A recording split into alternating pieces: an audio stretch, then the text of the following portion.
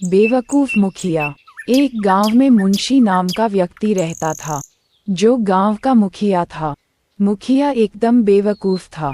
वह लोगों के झगड़े सुलझाने की बजाय उन्हें और ज्यादा मुसीबत में डाल देता था। गांव के ठीक पीछे एक स्थान था, जहां पर बैठकर मुखिया लोगों के झगड़े सुलझाया करता था। एक दिन रामू अपने आम के पेड़ को पानी दे रहा था। आम का पेड़ बहुत बड़ा था। उसका आधा हिस्सा रामू की हिस्से में और आधा हिस्सा श्यामू की घर की ओर झुका हुआ था। श्यामू ने उस आम के पेड़ से कुछ आम तोड़ लिए। ये देखकर रामू को बहुत गुस्सा आया। उसने तुरंत श्यामू से कहा, तुमने फल क्यों तोड़ा? श्यामू ने जवाब दिया, मैंने तो अपनी जगह खड़े होकर फल तोड़ा है। आम का पेड़ मेरा है, तुम इस तरह फल नहीं तोड़ सकते। रामू ने झगड़ते हुए कहा, मैं तो इसी तरह रोज फल तोड़ दूंगा, श्यामू ने जवाब दिया। ये सुनकर रामू ने कहा, मैं मुखिया के पास जाऊंगा और तुम्हारी हरकतें भी बताऊंगा।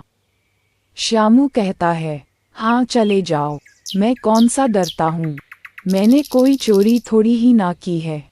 अगली सुबह दोनों मुखिया के पास जाते हैं और अपने झगड़े के बारे में मुखिया को बताते हैं। मुखिया थोड़ी देर सोच विचारता है और फिर कहता है, ये सारा मसला आम के पेड़ का है। आम का पेड़ काट दो तो झगड़ा अपने आप खत्म हो जाएगा। ये सुनकर रामू हैरान हो गया, क्योंकि पेड़ उसका ही था। उसने बड़ी मेहनत से उसे पानी देकर बड़ा किया था, लेकिन मुखिया अपनी बात पर अड़ा रहा और आम का पेड़ कटवा दिया। ये सब देखकर रामू की पत्नी बहुत क्रोधित हुई।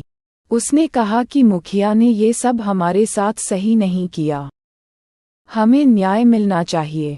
कुछ दिनों बाद रामू के घर में एक चूहा आ गया। रामू की पत्नी उस चूहे को भगाते भगाते घर से बाहर आई, तो चूहा श्यामू के घर की ओर चला गया। ये देखकर रामू की पत्नी खुश होते हुए बोली, बहुत अच्छा हुआ, अब हम मुखिया के पास दोबारा जाएंगे और उसे बताएंगे कि श्यामू ने चूहे पाले हैं ताकि वह हमारे घर का अनाज खराब कर सकें। रामू की पत्नी सारी योजना रामू को फिर से सुनाती है और सुबह दोनों मुखिया के पास जाते हैं। मुखिया दोनों की बातों को ध्यान से सुनता है और फिर श्यामू से कहता है, श्यामू, ये तुमने ठीक नहीं किया। अच्छा रामू, तुम एक काम करो, श्यामू ने चूहा पाला है तो तुम बिल्ली पाल लो। जैसे ही वह चूहा तुम्हारे घर आएगा, तुम्हारी बिल्ली उसे खा जाएगी और इस तरह तुम्हारा ये झगड़ा यहीं खत्म हो जाएगा। मुखिया की यह तरकीब सुनकर रामू और रामू की पत्नी काफी खुश हुए और उन्होंने तुरंत ही जाकर एक बिल्ली खरीदी और उसे घर ले आए। अगली सुबह जैसे ही चूहा आया, बिल्ली ने उसे दबोच लिया और खा गई। अब ये बिल्ली श्यामू के घर जाती और उसके अनाज को तितर बितर कराती। ये सब देख श्यामू की बहू को काफी गुस्सा आया। वह श्यामू को लेकर मुखिया के पास गई और आज हुई सारी घटना को मुखिया को बताया।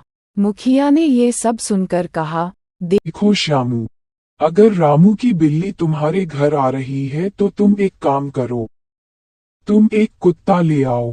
इसके बाद रामू की बिल्ली तुम्हारे घर के आसपास भी नजर नहीं आएगी। श्यामू को मुखिया का यह उपाय काफी अच्छा लगा और वह तुरंत बाजार गया और एक पालतू कुत्ता लेकर आ गया। अगली सुबह बिल्ली जब श्यामू के घर आए तो श्यामू का कुत्ता उस पर भौंकने लगा। कुत्ते ने बिल्ली को दबोच लिया और खा गया। ये सब देख श्यामू खूब हंसा, लेकिन रामू और उसकी बहू इस बात से बहुत दुखी थे। वे दोनों दोबारा मुखिया के पास गए और अपनी बिल्ली की मौत के बारे में बताया। मूर्ख मुखिया ने रामू को उपाय बताते हुए कहा, रामू, अगर श्यामू का कुत्ता तुम्हें परेशान कर रहा है तो तुम एक काम कर सकते हो, तुम एक शेर पाल लो। इस बार मुखिया का उपाय सुनकर रामू थोड़ा आश्चर्य में था, क्योंकि वह जानता था कि अगर शेर को पाला जाएगा तो वह कभी ना कभी उन्हें भी चोट पहुंचा सकता है। रामू बिना बताए घर वापस आ गया। लेकिन मुखिया एक शेर पकड़कर रामू के घर ले आए और उसे एक पेड़ से बांध दिया। ये सब देख रामू डर गया, लेकिन फिर उसने हिम्मत की और उस शेर को खाना दिया। अगली सुबह जब कुत्ता रामू के घर आया तो शेर ने उसे दबोच लिया और खा गया। कुछ दिन शांति से बीते, लेकिन अब शेर के भोजन की व्यवस्था करते करते हैं रामू के घर का अनाज भी खत्म होने लगा था। अब वह शेर को बहुत ही कम भोजन देने लगा। भूखा शेर बहुत तेज तेज दहाड़ने लगा। उसने अपनी जंजीर तोड़ी और गांव की तरफ निकल गया। शेर को खुला हुआ देखकर गांव के लोग इधर उधर भागने लगे। चलते चलते शेर मुखिया के पास ही पहुंच गया। शेर को आता हुआ देख मुखिया ने कहा, अच्छा तो रामू तुम्हें खाना नहीं देता है, तुम भूखे हो इसलिए मेरे पास आए हो।